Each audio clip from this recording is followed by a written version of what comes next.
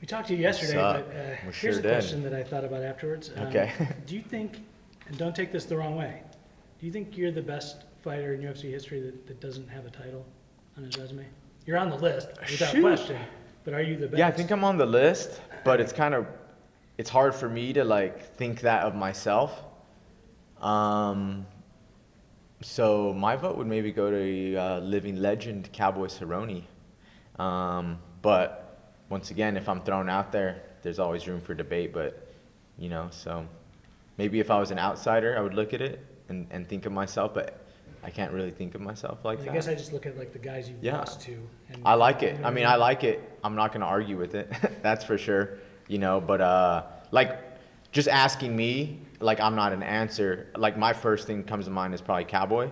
But I like when people say it's me too. I mean, as far as you're concerned, is it just a matter of time before you do have a title around your waist, and it's just the things got to line up the right way, and it just hasn't lined up the right way just yet?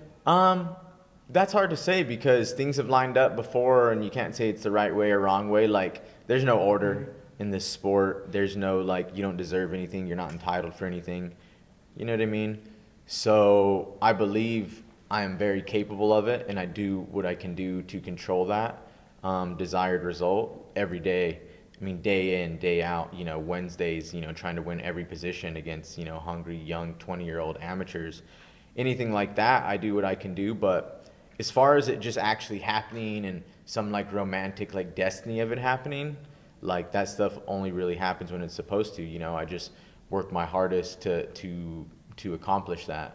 And typically, when I work at something, it happens, get close to it, get somewhat of the result, and and I'm still working for that. So, the work doesn't stop, but it's crazy to say in this sport, like nothing goes as planned, I mean, I planned on it the first time, I planned on the rematch, and now, it's just different, it's not this crazy like destination anymore to me. How important is it for you to have kind of this mentality like that? Because I think a lot of us think of you as very well thought out, and you're very cerebral in the way you talk to us. And does that kind of thing, that sort of that calmness, play a factor in kind of the longevity of your career? And do you think? I Do you think think about so. that kind of stuff? Yeah, I think so. I mean, I think naturally your mentality just changes as you move along, and you can be younger and a little more, excitable by everything, and then once you kind of realize everything and how it goes and how you can't control it, and everything is so short-lived and in the moment in the sport anyway, that's how you take it in the moment. But I definitely think it's given me longevity because I've never really looked at the past and haven't looked too far at the future. I'm always trying to like take it in the moment, and those moments are what make your career long. Like, you see me fight still at the top after 10 years, and it's not that like, oh, I had this fight, and this fight every 3 months, 4 months, whatever. It's like the stuff in between that I'm taking those moments in. I'm being grateful, I'm being thankful, even for those moments. Like, not a day passes when I even just pull up to the UFC PI and I like park my car, that it's kind of a nice car, and I leave like a nice house with an awesome wife and dog, and like I can be like, this is cool. Like, go in there for 2 hours and get like a smoothie and like work out in a world-class facility, and I feel lucky. I feel happy about it. So I think that has to do a lot with the longevity. Is like I always enjoy it. I don't do it because I have to. I do it because it's still something I really like to do, and I take gratitude in like every day. So I think that happens. That has a lot to do with just every day is separate. I don't look at it like, oh, get through this year, get through this year. Every day, every practice, and then so it's just lasted this long, luckily. Is that how? There seems like so many uncertainties just in general in the fight game, and then especially right now, like as we've talked about for the flyweights, it seems like nobody can really guarantee you what's going to happen. Yeah. How do you have to kind of just take it day by day in order to get through all that and not let it stress you out? That's all I can do, man. That's exactly like dealing with everything. I think when you come in, younger, you're trying to control every little thing, but you don't know how everything works. So by the time you get to my age where you do see everything, like that turns into your option. I think, and if you talk, to some guys that have been around, that's hopefully, and I think rightfully their mindset, even though everyone's so different in this sport. But yeah, that's how it is. The way my career's gone, the way everything's gone, that's my only choice. But that's also just kind of, I guess, fighting is kind of my life, and that's kind of my outlook in life too, as well. Like, I do over obsess of things, and I'm passionate about things, but at the same time,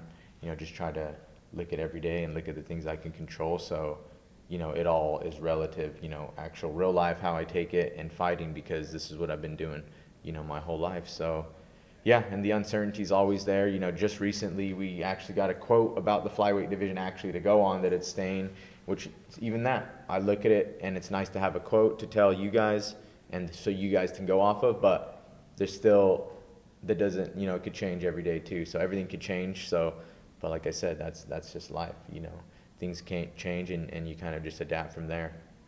How much do you think you can influence in this stuff? I mean, like either your own title hopes or the flyweight division. If you go out there, do you tell yourself like, hey, we go out there and have a really great fight, or like get a really great finish? That helps out the whole division. Always, yeah. I think that always helps. And the cool thing about that is you're trying to do that anyway. Like, I'm trying to go knock this guy out anyway in 2 minutes or whatever, and put on an exciting fight. So the fact that what I want to do and what I'm trying to do is probably going to help the flyweight division. We're on an amazing platform right now. This card being on actual ESPN, no one, I don't have to tell them, oh, it's actually Plus, the app, and you have to do this or that. It's just on ESPN. People will tune in that don't even know they were going to tune in and check it out. So yeah, that's a great platform, and that stuff's huge because the media, looks at that. They get the tweets out, the Instagrams out, the fans get it out, UFC gets it out, and then all that plays a factor. Everyone plays a role in the flyweight division staying. Everyone plays a role in being on this card. Everyone plays a role in just the UFC's growth, by putting on good fights every day. So it's a little bit more like micro, managed once you get to like the actual division and what I'm doing. But as a whole, I mean, you're always going out there representing the sport, representing the division. I think right now, probably the flyweight, we have a little more to represent and a little more maybe microscope on us when we do fight. But it's great, because we're going to do the same thing anyway, is try to put on a great fight. Ramika was here earlier, and he told us that if Cejudo decides to defend his 35 title upon return before 25, they should make a flyweight interim title. Do you agree with Juicy? I feel like this would be the interim title fight, so it'd be kind of hard a year from now to do another interim title fight. I think it would just have to be a vacant title or something crazy. Who knows, like a tournament or something. I don't really know. So an interim doesn't really make a ton of sense to me right now, unless it was like this was further down the road and Cejudo decided, and then this happened to be it. Because right now, looking at the rest of the division, I don't see someone, unless someone can pick up some good fights and some steam to challenge. But yeah, other than that, I just, I'm taking this fight as it is, and all I know, this is the #1 contender, and when Cejudo's done, this is going to be the fight that makes the most sense for him, for the company, for him, for everything.